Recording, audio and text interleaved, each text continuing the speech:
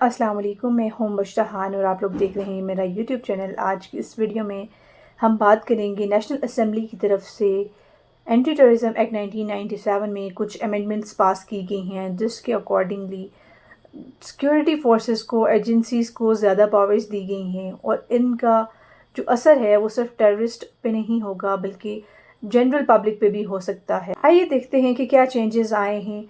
जो सबसे इम्पॉर्टेंट और जो सबसे क्रिटिकल आप कह सकते हैं या जो सबसे कंट्रोवर्शियल चेंज आया है वो ये चेंज है कि किसी भी शख्स को सिक्योरिटी फोर्सेस या एजेंसीज़ किसी भी इंडिविजुअल को डिटेन कर सकती हैं up to 3 months without judicial oversight.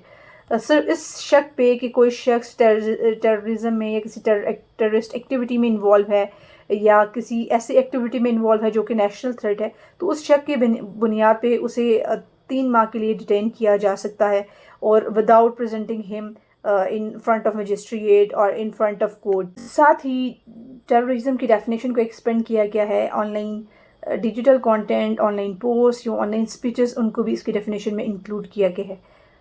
Late that sink in. किसी भी शख्स को किसी भी तरह 90 दिन के लिए आप डिटेन कर सकते हैं without producing him in front of magistrate. उसके पास कोई जुडिशल राइट नहीं है और सिर्फ इस बुनियाद पे कि फोर्सेस को उस पर शक है कि वो किसी भी टेरर एक्टिविटी में इन्वॉल्व है। That's a big shift away from the due process. Article 10 of constitution clearly states that आप किसी को भी डिटेन नहीं कर सकते without producing him in front of court और मजिस्ट्रेट विद इन 24 आवर्स, और उसे उसका जुर्म बताए बगैर आप डिटेन नहीं कर सकते। लेकिन ये जो अमेंडमेंट पास की गई है नेशनल असेंबली की तरफ से, ये बाईपास करती है जुडिशल सेफ गार्ड को।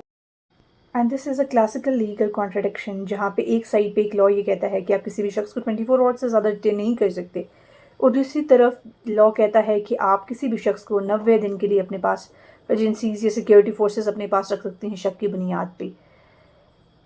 और मज़े की बात यह है कि both are now technically valid. Consider a scenario जहाँ पे एक जर्नलिस्ट, एक अपोजिशन लीडर या एक ह्यूमन राइट एक्टिविस्ट को डिटेन किया जाता है फोर्सेस की तरफ से, और बाद में अगर वो इस मामले को इंटरनेशनल लेवल पर उठाना चाहता है, ह्यूमन राइट काउंसिल्स हैं या आपकी ह्यूमन राइट ऑर्गेनाइजेशन हैं, उस लेवल पे अगर उठाता है तो आपके पास एक लीगल कवर है, जवाब पेश किया जा सकता है कि हमारा कॉन्स्टिट्यूशन आर्टिकल 10 इस बात की नफ़ी करता है और वो इजाज़त नहीं देता है कि कोई भी 24 आवर्स से ज़्यादा किसी को भी कस्टडी में रखा जा सकता है।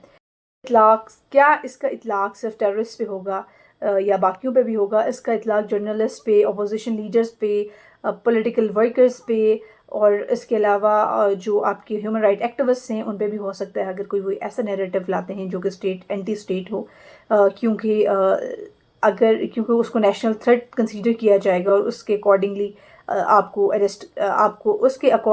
आपको डिटेन किया जा सकता है। और कोई अकाउंटेबिलिटी भी नहीं है, क्योंकि जब आपने कोर्ट्स के आगे प्रोड्यूस ही नहीं करना और 90 डेज़ के लिए उसको डिटेन करना है और फिर आप 3 मंथ्स के लिए इसको एक्सटेंड भी कर सकते हैं, तो आपके पास जब आप कोर्ट्स में जाएंगे नहीं तो कौन सही है कौन गलत है, जो डिटेंशन थी वो सही थी या नहीं थी, वो उस पर सवाल कैसे उठेगा या उस पर बात कैसे होगी, क्योंकि आपके पास तो राइट है, आप 90 डेज़ के लिए बंदे को डिटेन कर सकते हैं। नए पाकिस्तान में कवानीन का गलत इस्तेमाल, लॉज का मिस यूज़ कोई नई बात नहीं है, लेकिन अब इसको लीगल कवर दे दिया गया है। अगर हम बात करें डिफरेंट फोरम्स के बारे में जिसने इस पर आवाज़ उठाई है, उसमें हमारे पास HRCP है, human right commission of Pakistan.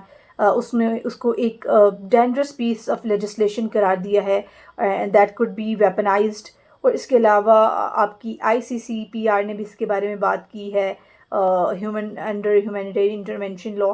कहा तो ये जा रहा है कि इसका इतलाक़ जनरल पब्लिक पे या पॉलिटिकल वर्कर्स पे, जर्नलिस्ट पे नहीं होगा, ये सिर्फ टेररिस्ट के बनाए गए लॉज हैं ताकि टेररिज्म को ख़त्म किया जा सके।